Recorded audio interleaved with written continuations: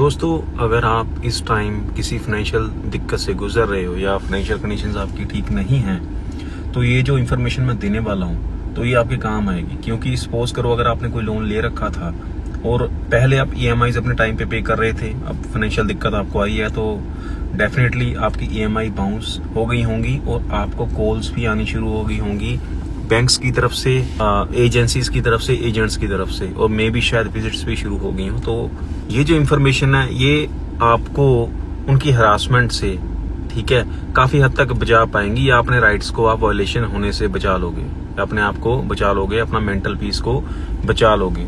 होता क्या है कि अगर आपको ये चीजें ना पता हो तो जो रिकवरी एजेंट्स हैं या जो तंग करने वाले बंदे जो हैं वो आपको जो नॉलेज नहीं होती है उसका फायदा उठाते हैं और वो आपको और तंग करते हैं।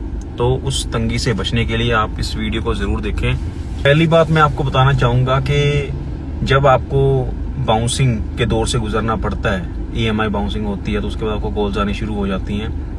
तो कॉल्स का सबसे पहले रूल ये है कि वो जो कॉल्स हैं, ठीक है, वो आपको छुट्टी वाले दिन कॉल्स नहीं आनी चाहिए। अगर आपको आ रही हैं तो आप उन्हें बोल सकते हो कि ये पब्लिक हॉलीडे है या जो भी संडे है या सैटरडे है, जिस तरह की भी छुट्टी हो, वो छुट्टी वाले दिन आपको कॉल नहीं कर सकते हैं। तो आपको उनको बोलना है कि आप हमें जो है वर्किंग डे में कॉल करो, छुट्टी वाले दिन आपका कॉल करना नहीं बनता। हम अपनी फैमिली के साथ हैं या कहीं पे आ रखे हैं या हमारा रेस्ट है, आप हमारा मेंटल पीस खराब कर रहे हो, ये हरासमेंट है। क्लियरली आप उनको ये बात बोलो और फोन रख दो। और अगर आप उनको बताना चाहते हो कि हाँ भी इस डेट को या कल मुझे कॉल कर लेना तो मैं उठा लूंगा, आपसे बात करूंगा, तो वो भी आप कर सकते हो, ठीक है। सेकेंडली, वो जो है आपको कॉल सुबह 8 बजे से पहले और शाम को 7 बजे के बाद नहीं कर सकते हैं। ये RBI की स्ट्रिक्ट गाइडलाइंस हैं जो हर बैंक को, हर NBFC को या उनकी रिकवरी एजेंसी या रिकवरी वाले एजेंट्स हैं, उन सबको ये चीज फॉलो करनी होगी। मोस्टली फॉलो नहीं करते हैं। तो अगर आप उनको बता दोगे, सपोज करो आपको सुबह ही उनकी कॉल आ गई 8 बजे से पहले, ठीक है, या शाम को काम के बाद आप अपने घर में आए और 7 बजे के बाद आपको कॉल्स पे कॉल शुरू हो रही हैं, मे बी दिन में आप नहीं उठा पा रहे या कोई भी रीजन था XYZ, सो वो आपका इश्यू नहीं है। वो फिर भी अगर आप दिन में उनका कॉल नहीं भी उठा रहे तो रात को नहीं कॉल कर सकते वो, ठीक है। तो ये जो कॉल्स होगी, ये 2 चीजें। और तीसरी बात है कि कोई भी एजेंट जो है आपसे बदतमीजी कॉल के ऊपर नहीं कर सकता है, कोई गाली गलौज नहीं, कोई फोर्स नहीं कर सकता है आपको। तो तीसरा राइट आपका ये है कि आपको कोई गाली सुननी नहीं है। अगर कोई आपसे बदतमीजी करता है तो आप फोन डिस्कनेक्ट कर सकते हो।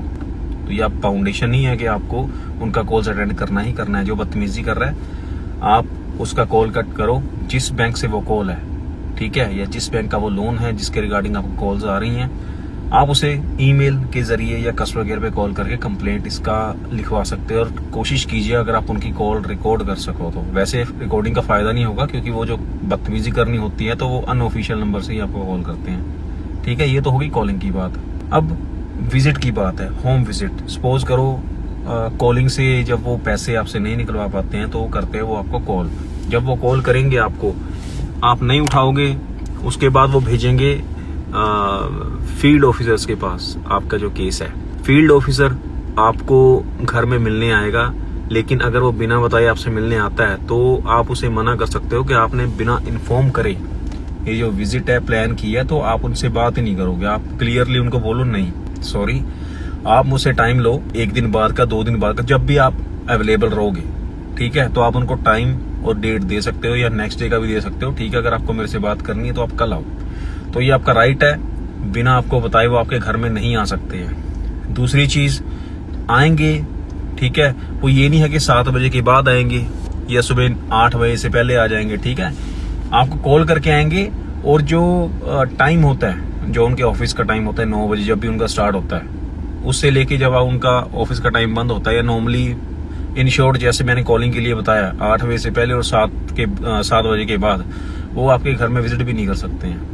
तो अगर वो लेट आते हैं, कई बार 9 बजे 10 बजे भी आ सकते हैं, ठीक है। सपोज करो आप लेट आ रहे हो तो वो आपकी दिक्कत नहीं है, वो आपसे बात करेंगे, आपसे मिलने का टाइम लेंगे और टाइम भी आप डिसाइड करोगे आप उन्हें कब मिलना चाहते हो। टाइम के साथ साथ मीटिंग, सपोज करो अगर आप चाहते हो कि आप एजेंट के साथ अपने घर में नहीं मिलना चाहते हो तो वो फोर्सफुली आपसे मिलने नहीं आ सकते आपके घर में, आपकी मर्जी है। मिलने का वेन्यू और मिलने का टाइम भी आप डिसाइड करोगे। हाँ, ये हो सकता है कि सपोज करो अगर आप उनके फोन का आंसर नहीं कर रहे हो या वो आपसे अपॉइंटमेंट लेना चाहते हैं, आप उनकी ईमेल पे रिप्लाई नहीं कर पा रहे हो या फोन पे, कोई भी मोड ऑफ कम्युनिकेशन आपके और उनके बीच में नहीं हो पा रहा है, तो उस केस में वो आपके घर में विजिट कर सकते हैं बिना बताए, क्योंकि आप उनसे बात नहीं कर पा रहे हो, वो आपसे अपॉइंटमेंट नहीं ले पा रहे हैं, तो उनका राइट बन जाता है घर में विजिट करना। उस केस में भी सपोज करो वो आपके घर में आ जाते हैं, तो उनके पास एक वैलिड आईडी कार्ड होना चाहिए, ठीक है। वो चाहे उन्होंने गले में बांध रखा हो, टांग रखा हो या उनके पॉकेट में हो, तो वो आपको शो करेंगे और वो आप उसको देख सकते हो, उनका आईडी कार्ड को। दूसरी चीज जो होनी चाहिए वो मीटिंग की ऑथराइजेशन लेटर होनी चाहिए कि फलाना बंदा इस एजेंसी का जो है केस आपका लोन जो है इस एजेंसी को आ रखा है, तो ये बंदा है, ये आपसे मिलने आ रहा है, ठीक है।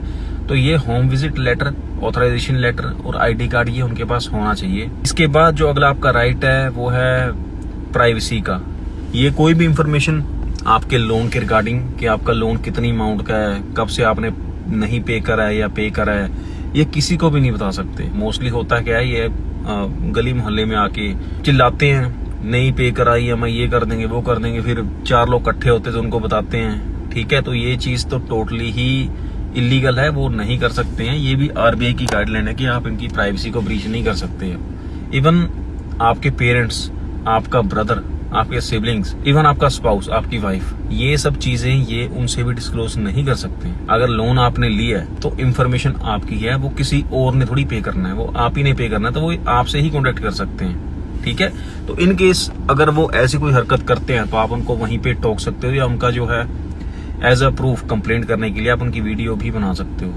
वीडियो छोड़ो, इवन ऑडियो कॉल भी आप ऑडियो रिकॉर्डिंग भी आप कर सकते हो, ठीक है। इसके अलावा कोई भी रिकवरी एजेंट या बैंक एम्प्लॉय आपसे जो है गाली गलौज नहीं कर सकता। सपोज करो आपको मिलने वो घर पे आए हैं, आपके पास पैसे नहीं है, आपने बोल दिया ठीक है जी मैं हफ्ते में, 2 हफ्ते में, 3 महीने में, 4 महीने में, या मैं कर ही नहीं सकता, ठीक है, तो वो आपको गाली गलौज करके या फोर्सफुली आपसे पैसे नहीं निकलवा सकते हैं। अगर वो ऐसा कुछ करते हैं तो वो टोटली इलीगल है। आप उनका वीडियो बनाओ, प्रूफ रखो, इसकी कंप्लेंट रेज की जा सकती है बैंक के पास, ठीक है। एक हायरार्की चलेगी, अगर बैंक उस पर एक्शन नहीं लेते तो हम RBI को भी टैग कर सकते हैं, कंप्लेंट को RBI में भी डाल सकते हैं। तो इसका कुछ टाइम होता है, उस टाइम के अंदर अगर हमने वो प्रूव कर दी कि उसकी इन्वेस्टिगेशन अच्छी चल गई तो इन पे एक्शन भी लिया जा सकता है, ठीक है। कोई बदतमीजी, कोई गाली गलौज ये नहीं कर सकते हैं। तो आप इन चीज़ों का ध्यान रखिएगा, ठीक है। 2-4 चीज़ें हैं, बहुत इंपॉर्टेंट है, काफ़ी हद तक आपकी हेल्प करेंगी ये हरासमेंट से बचने के लिए। Thank you.